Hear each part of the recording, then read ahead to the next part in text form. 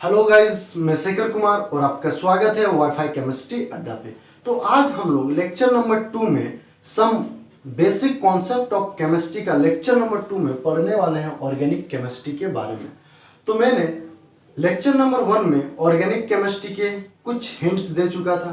Chemistry क्या होता है, केमिस्ट्री कितने टाइप्स के होते हैं और फादर ऑफ केमिस्ट्री कौन है, इसके बारे में बता चुका था। आज हम लोग पढ़ने वाले हैं ऑर्गेनिक केमिस्ट्री। ऑर्गेनिक केमिस्ट्री क्या होता है और इस पे क्या क्या क्वेश्चंस आते हैं, ठीक है। तो इसको बेसिक से हम लोग समझेंगे। चलिए वीडियो में बने रहिए। तो देखिए क्या है ऑर्गेनिक केमिस्ट्री। आपको एक क्वेश्चन पूछा जाएगा कि ऑर्गेनिक केमिस्ट्री है क्या, ठीक है। तो ऑर्गेनिक केमिस्ट्री केमिस्ट्री का वह ब्रांच है। ऑर्गेनिक केमिस्ट्री केमिस्ट्री का वह ब्रांच है। इसको कैसे बोलेंगे, देखिए, it is the branch, it is the branch of chemistry, it is the branch of chemistry in which we read about carbon and its compound। मैं आपको पिछला वीडियो में बता चुका था कि ऑर्गेनिक केमिस्ट्री में सिर्फ हम लोग कार्बन के बारे में पढ़ते हैं और उसके कंपाउंड के बारे में पढ़ते हैं। तो ऑर्गेनिक केमिस्ट्री है क्या? ऑर्गेनिक केमिस्ट्री केमिस्ट्री का वह ब्रांच है जिसपे हम लोग कार्बन और उसके कंपाउंड के बारे में डिटेल से पढ़ते हैं, ठीक है। अब हम लोग इसको तो पता कर लिए कि ऑर्गेनिक केमिस्ट्री है क्या। अब देखिए एक क्वेश्चन उठता है कि ये कार्बन है क्या, ठीक है। तो कार्बन पीरियोडिक टेबल का एक एलिमेंट है। कार्बन पीरियोडिक टेबल का एक एलिमेंट है जिनका atomic number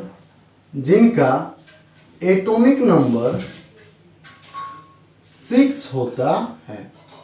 carbon periodic table का एक एलिमेंट है जिनका एटॉमिक नंबर 6 होता है। अब इसका हम लोग इलेक्ट्रॉनिक कॉन्फ़िगरेशन देखते हैं।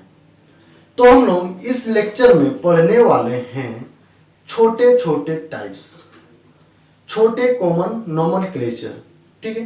तो हम लोग जो इलेक्ट्रॉनिक कॉन्फ़िगरेशन पढ़ेंगे वो बेसिक वाला पढ़ेंगे जो क्लास 8 और क्लास 9 में सीखते हैं। फिर मैं आपको बताऊंगा कि हायर इलेक्ट्रॉनिक कॉन्फ़िगरेशन सब सेल वाला। आज हम लोग बात करते हैं सेल वाले का, ठीक है। तो देखिए इसका इलेक्ट्रॉनिक कॉन्फ़िगरेशन क्या हो जाएगा। हम लोगों को पता है कार्बन का फर्स्ट सेल होता है K, सेकंड सेल होता है L और फर्स्ट सेल में 2 इलेक्ट्रॉन्स होते हैं। सेकंड सेल में 4 इलेक्ट्रॉन्स होते हैं। कार्बन का इलेक्ट्रॉनिक कॉन्फ़िगरेशन देखा जाएगा तो कार्बन का फर्स्ट सेल जिनको हम K बोलते हैं, K सेल, उस पे 2 इलेक्ट्रॉन्स होते हैं। सेकेंड सेल जिनको हम L सेल बोलते हैं उस पे 4 इलेक्ट्रॉन्स होते हैं और आउटर मोस्ट में 4 इलेक्ट्रॉन्स होने के कारण ये टेट्रावैलेंसी शो करते हैं। आउटर में 4 इलेक्ट्रॉन होने के कारण ये टेट्रावैलेंसी शो करते हैं। अब टेट्रावैलेंसी कैसे शो करते हैं, वैलेंसी कैसे शो करते हैं, इसके बारे में हम लोग पढ़ेंगे, ठीक है। अब देखिए कार्बन आउटर मोस्ट सेल में 4 इलेक्ट्रॉन्स होने के कारण ये टेट्रावैलेंसी शो करते हैं। तो हम कार्बन का सिंबल बनाते हैं, ये कार्बन, इस पे 4 इलेक्ट्रॉन्स होते हैं आउटर पे, तो 1 इलेक्ट्रॉन्स ये, 1 इलेक्ट्रॉन्स ये, 1 इलेक्ट्रॉन्स ये और 1 इलेक्ट्रॉन्स ये, टोटल 4 इलेक्ट्रॉन्स हम इसके साइड में लगा दिए।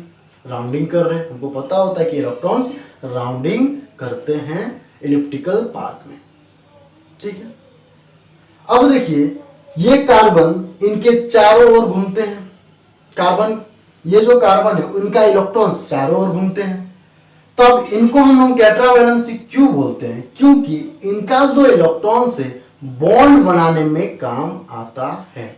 जैसे ये कभी हाइड्रोजन के साथ बॉन्ड बनाते हैं तो कभी ऑक्सीजन के साथ बॉन्ड बनाते हैं, कभी फ्लोरीन के साथ बॉन्ड बनाते हैं, ठीक है। तो ये क्या होता है, इलेक्ट्रॉन्स बॉन्ड बनाने के काम आते हैं। हमको पता है हाइड्रोजन हाइड्रोजन पीरियोडिक टेबल का एटॉमिक नंबर 1 होता है। हाइड्रोजन पीरियोडिक टेबल का एक एलिमेंट है जिनका एटॉमिक नंबर 1 होता है, और एटॉमिक नंबर 1 होने के कारण इनका इलेक्ट्रॉनिक कॉन्फ़िगरेशन भी 1 ही होता है, 1 इलेक्ट्रॉन्स होता है। जिसे इनका हम इलेक्ट्रॉनिक कॉन्फ़िगरेशन निकालेंगे तो के सेल पे 1 इलेक्ट्रॉन्स होता है, के सेल पे 1 इलेक्ट्रॉन्स होता है। तो 1 इलेक्ट्रॉन्स होने के कारण ये कार्बन के साथ जुड़ जाएंगे और अपना इलेक्ट्रॉन्स को शेयर करेंगे। कार्बन के साथ जुड़ के अपना इलेक्ट्रॉन्स को शेयर करेंगे और बॉन्ड बनाएंगे। देखिए ये दोनों इलेक्ट्रॉन्स, एक हाइड्रोजन का है और एक कार्बन का, ब्लैक वाला को कार्बन का इलेक्ट्रॉन्स है और ब्लू वाला हाइड्रोजन का इलेक्ट्रॉन्स है। ये दोनों शेयर करके एक बॉन्ड बना लेंगे, ये दोनों शेयर करके एक बॉन्ड बना लेंगे जिसको हम कोवैलेंट बॉन्ड बोलते हैं। ठीक है, ये भी एक बॉन्ड बना लेंगे, ये भी एक बॉन्ड बना लेंगे और ये इलेक्ट्रॉन्स भी अपना एक बॉन्ड बना लेंगे शेयर होके। ठीक है, तो इससे क्या पता चलता है, देखिए कार्बन 4 वैलेंसी था, इनका इलेक्ट्रॉन 4 आउटरमोस्ट शेल में था, इसी कारण इसको टेट्रा वैलेंसी बोलते हैं, और ये 4 बॉन्ड बनाते हैं। और ये जो बॉन्ड है, अगर आपको सिंगल सा लाइन दिया हुआ रहेगा तो उसको हम लोग सिंगल बॉन्ड बोलते हैं, सिंगल बॉन्ड बोलते हैं। डबल लाइन दिया हुआ रहेगा तो इसको हम लोग डबल बॉन्ड बोलते हैं। ट्रिपल लाइन दिया हुआ रहेगा तो इसको हम लोग ट्रिपल बॉन्ड बोलते हैं। और आज तक, अभी तक ट्रिपल बॉन्ड ही लास्ट होता है। ठीक है, अगर सिंगल लाइन रहेगा तो सिंगल बॉन्ड, डबल लाइन रहेगा तो डबल बॉन्ड, ट्रिपल लाइन रहेगा तो ट्रिपल बॉन्ड। तो इस कंपाउंड पे कार्बन का इस कंपाउंड पे सारा में सिंगल बॉन्ड है, तो इसको हम लोग सिंगल बॉन्ड रहा। कार्बन और कार्बन के बीच सिंगल बॉन्ड रहा तो इसको हम लोग सिंगल बॉन्ड से जानते हैं। कार्बन और कार्बन के बीच डबल बॉन्ड रहा तो इसको हम लोग डबल बॉन्ड बोलते हैं। कार्बन और कार्बन के बीच ट्रिपल लाइन रहा तो हम लोग ट्रिपल बॉन्ड बोलते हैं। कार्बन और कार्बन के बीच अगर सिंगल लाइन रहा तो उसको सिंगल बॉन्ड बोलते हैं। कार्बन और कार्बन के बीच डबल लाइन रहा तो उसे हम डबल बॉन्ड बोलते हैं। कार्बन और कार्बन के बीच ट्रिपल लाइन रहा तो उसे हम लोग ट्रिपल बॉन्ड बोलते हैं। और इनका और एक नेम होता है जिसको हम लोग, अगर कार्बन और कार्बन के बीच सिंगल लाइन रहा तो उसे सिंगल बॉन्ड तो बोलते ही, उनका एक नेम भी है जिसको हम लोग एल्केन के नाम से जानते हैं, जिसे हम एल्केन के नाम से जानते हैं। अगर कार्बन और कार्बन के बीच डबल बॉन्ड रहा तो उसको हम एल्कीन कहते हैं। कार्बन और कार्बन के बीच अगर डबल बॉन्ड रहा तो उसे हम एल्कीन कहते हैं। अगर कार्बन और कार्बन के बीच ट्रिपल बॉन्ड रहा तो उसे हम एल्काइन कहते हैं। सिंपल सा फंडा याद रखना है, एल्केन एल्कीन एल्काइन। ठीक है, एल्केन एल्कीन एल्काइन। अगर ए रहा तो सिंगल बॉन्ड होता है, ई रहा तो डबल बॉन्ड होता है, वाई रहा तो ट्रिपल बॉन्ड होता है। ठीक है, अगर ए रहा तो सिंगल बॉन्ड होगा, ई रहा तो डबल बॉन्ड होगा, वाई रहा तो ट्रिपल बॉन्ड होगा कार्बन और कार्बन के बीच। अब हम लोग बात करते हैं इनका जनरल फॉर्मूला क्या होता है। एल्केन का जनरल फॉर्मूला CnH2n+2 होता है। एल्केन का जनरल फॉर्मूला CnH2n+2 होता है। ठीक है, और एल्काइल का जनरल फॉर्मूला CnH2n होता है। एल्कीन का जनरल फॉर्मूला CnH2n होता है और एल्काइन का जनरल फॉर्मूला CnH2n-2 होता है। आपको इसको याद कैसे रख सकते हैं, इसको सिंपल वे में याद रख सकते हैं। अगर ANE रहा तो उनका फॉर्मूला CnH2n+2 होगा। ENE रहा तो 2 हट जाएगा, अगर YNE रहा तो माइनस में 2 लग जाएगा। ठीक है, अब N का मतलब क्या होता है, C का मतलब क्या होता है, इसको देखेंगे।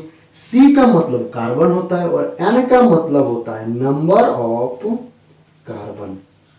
N का मतलब होता है नंबर ऑफ कार्बन। ठीक है, N का मतलब नंबर ऑफ कार्बन होता है।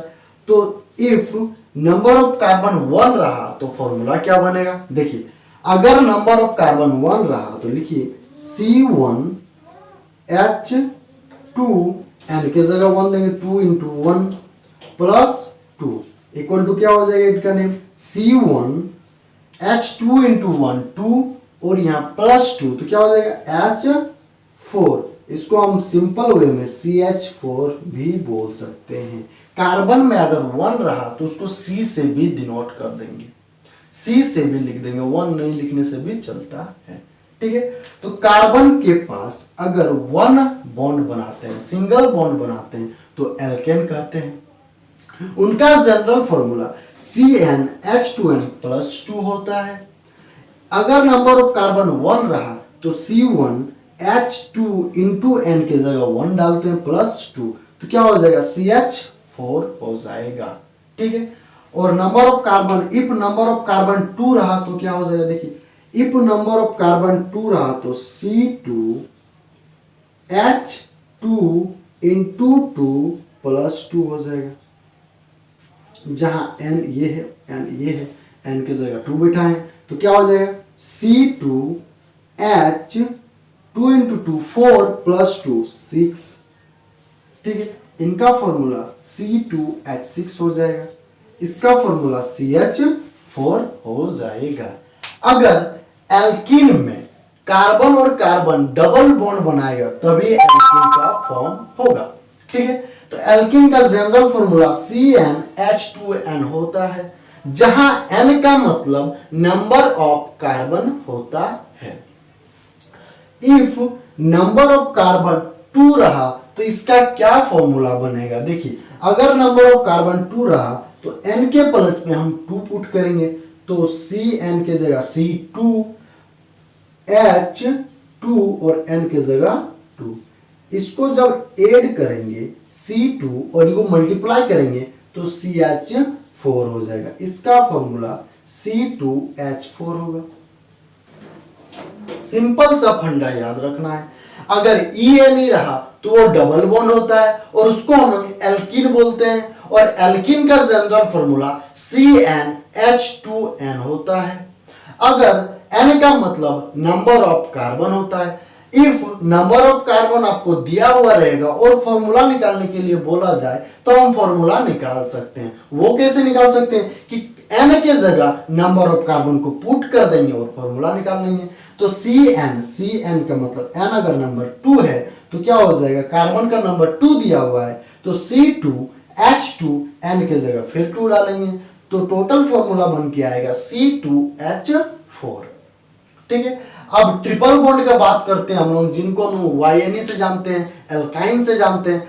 तो इफ अगर नंबर ऑफ कार्बन, इसका जनरल फॉर्मूला CnH2n-2 होता है। इफ नंबर ऑफ कार्बन आपका 2 दिया हुआ है तो इसका फॉर्मूला क्या होगा, देखिए इफ नंबर ऑफ कार्बन 2 दिया हुआ है तो इसका फॉर्मूला C2H2 × 2 -2 हो जाएगा। C2 N के जगह हम 2 पुट करेंगे तो C2H2 × 2 -2 हो जाएगा। अब फॉर्मूला बनाते हैं तो C2H4 -2 हो जाएगा, C2H2 इसका फॉर्मूला हो जाएगा। ठीक है, तो इसमें देखिए अगर नंबर ऑफ कार्बन 1 रहा तो इसका फॉर्मूला CH4 होगा, जिसको हम एल्केन से जानेंगे। ठीक है, CH4 को हम मीथेन बोलते हैं, बट ये एल्केन का ग्रुप है। और C2H5 को इथीन बोलते हैं, इसको हम लोग इथीन बोलते हैं। और इसको हम लोग मीथेन बोलते हैं। और इस कंपाउंड का नेम इथाइन है। हम लोग अगले वीडियो में नेम लिखने सीखेंगे। इसको मीथेन क्यों बोलते हैं, इसको इथेन क्यों बोलते हैं, इथिन क्यों बोलते हैं और इसको इथाइन क्यों बोलते हैं, इसके बारे में नेम लिखने सीखेंगे। तो इसको फिर से देख लीजिए। अगर कार्बन और कार्बन के बीच सिंगल बॉन्ड रहा तो एल्केन बोलते हैं। कार्बन और कार्बन के बीच डबल बॉन्ड रहा तो एल्कीन बोलते हैं। कार्बन और कार्बन के बीच ट्रिपल बॉन्ड रहा तो एल्काइन बोलते हैं।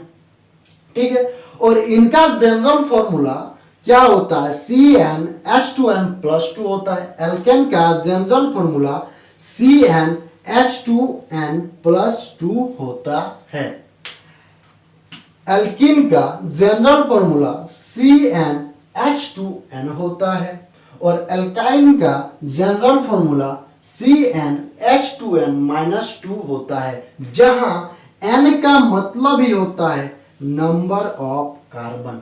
आपको अगर कार्बन का संख्या दिया हुआ रहेगा तो आप एल्केन में कितना हाइड्रोजन जुड़ेगा ये पता कर सकते हैं, एल्कीन में कितना हाइड्रोजन जुड़ेगा ये पता कर सकते हैं, एल्काइन पे कितना हाइड्रोजन जुड़ेगा ये पता कर सकते हैं। इसके बाद हम लोग आईपीएससी नेम सीखेंगे कि इसको मीथेन क्यों बोलते हैं, इसको इथीन क्यों बोलते हैं, इसको इथाइन क्यों बोलते हैं, और इसका स्ट्रक्चर के बारे में भी सीखेंगे कि CH4 का स्ट्रक्चर कैसा होगा, C2H4 का स्ट्रक्चर कैसा होगा, C2H2 का स्ट्रक्चर कैसा होगा। तो ये वीडियो आपको कैसा लगा आप हमें कमेंट में बताइए, और इस वीडियो को आप उन बच्चों तक शेयर कीजिए जो कोचिंग एफर्ट नहीं कर सकते हैं। Thank you for watching this video.